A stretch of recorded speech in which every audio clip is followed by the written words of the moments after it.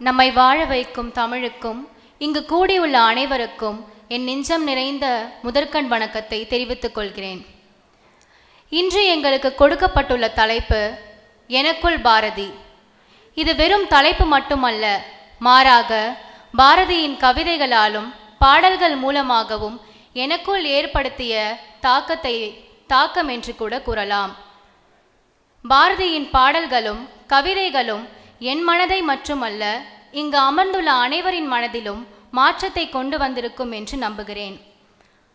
பாரதியின் பொன்மொழிகளில் எனக்கு பிடித்தவை அவரது நாட்டுப்பற்றும் பெண் விடுதலையும்.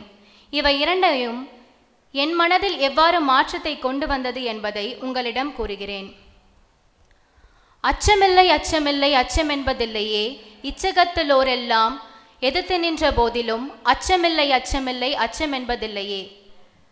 துச்சமாக எண்ணி நம்மை தூறு செய்த போதிலும் அச்சமில்லை அச்சமில்லை அச்சமென்பதில்லையே.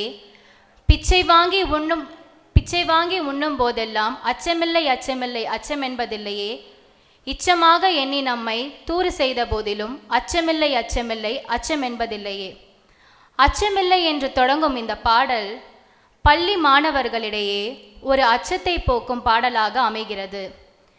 தமிழ் வழி கல்வியாக இருந்தாலும் ஆங்கில வழி கல்வியாக இருந்தாலும் மாணவர்கள் தனது வாழ்க்கையில் ஏதோ ஒரு சூழ்நிலையில் இந்த பாடலை கேட்டு மன தைரியமும் தன்னம்பிக்கையும் வளர்த்து கொண்டுள்ளனர். அதே மன தைரியத்துடனும் தன்னம்பிக்கையுடனும் எனது உரையை துவங்குகிறேன். நாட்டுப்பற்று.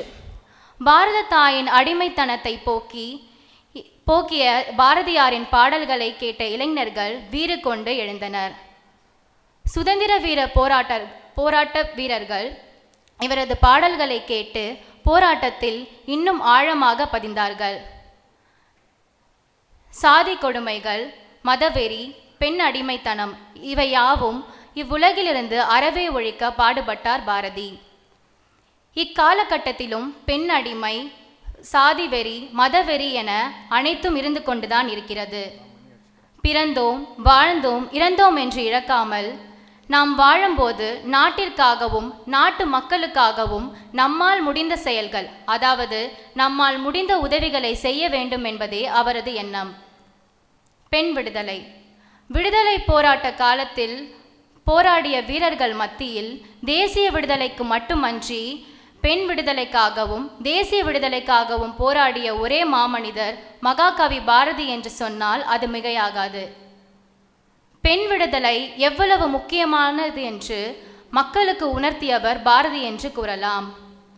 அதனால்தான் அவர் எழுதிய பாடல்களிலும் கவிதைகளிலும் அவர் பெண்களை மிகவும் உயர்த்தி பாடியுள்ளார். அதற்கு சான்றுகளும் உள்ளன. அவர் பாடியதோடு மட்டுமல்லாமல் அவ்வாறு வாழ்ந்தும் காட்டியுள்ளார். அதற்கு ஒரு சான்றாக அவர் மனைவியுடன் ஒரு புகைப்படம் எடுத்திருப்பார். அதையும் அவர் குடும்பத்தினுடன் எடுத்த புகைப்படத்தையும் பார்த்தால் நாம் கற்றுக்கொள்ள வேண்டியது ஒரே விஷயம்தான். நமது தாத்தா பாட்டி எடுத்த புகைப்படத்தில் நமது தாத்தா உட்கார்ந்து கொண்டும் பாட்டி நின்று கொண்டும் இருப்பார். ஆனால் பாரதி எடுத்த புகைப்படத்தில் அவரது மனைவி செல்லம்மாள் நாற்காலில் உட்கார்ந்து கொண்டும் பாரதி நின்று கொண்டும் இருப்பார். அதாவது அவரது மனைவி மிகவும் பவ்யமாக அவர் அருகில் உட்கார்ந்து கொண்டிருப்பார். இப்படி புகைப்படத்தில் கூட பெண்களுக்கு மரியாதை கொடுக்கும் பாரதி பிறந்த நாட்டில் நானும் பிறந்திருக்கிறேன் என்பதில் மிகவும் கர்வம் கொள்கிறேன். பெண்களின் முன்னேற்றத்திற்காகவும் வளர்ச்சிக்காகவும் அவர் ஆற்றிய பணிகளை நினைக்கும் பொழுது ஒரு பெண்ணாக எனக்கும் மிகவும் பெருமையாக உள்ளது. இவ்வாறு எனக்குள் பாரதி அவரது பாடல்கள் மூலமாகவும் கவிதைகளின் மூலமாகவும் மாற்றத்தை கொண்டு வந்தது போல் என் பேச்சினால் உங்கள் மனதிலும் அதை பதிய வைத்திருப்பேன் என்று நம்புகிறேன். இந்த உரையை பாரதியின் ஒரு பாடல் மூலமாக நிறைவு செய்கிறேன்.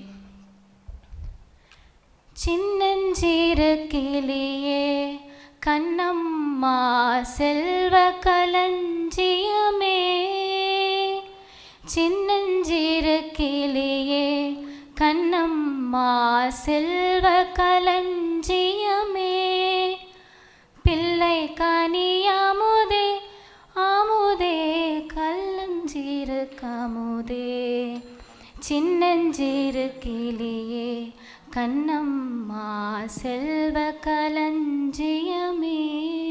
நன்றி.